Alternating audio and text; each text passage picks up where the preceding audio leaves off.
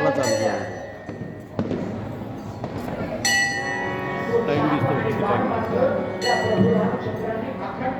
Time तेव्हा वेगवेगळी शस्त्र अस्त्र जमा केली. आपल्या सासऱ्याने दिलेले दोन धनुष्य होते.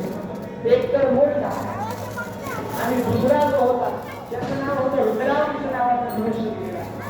आणि त्यानंतर परशुरामांकडून मिळालेला धनुष्य, ते दोनही धनुष्य सोबत घेतले. एक अक्षय्य भाता दिलेला होता, ज्याचा ते बाण कधीही संपणार नाही तसा भाता. तो भाता आपल्या बरोबर घेतला. दोन सोन्याच्या तलवारी घेतल्या आणि होती नव्हती ती. बघा, लक्ष्मणाला आदेश प्रभू रामचंद्र देतात, आपल्याकडे आहे नाही तेवढी सगळी शस्त्र असते.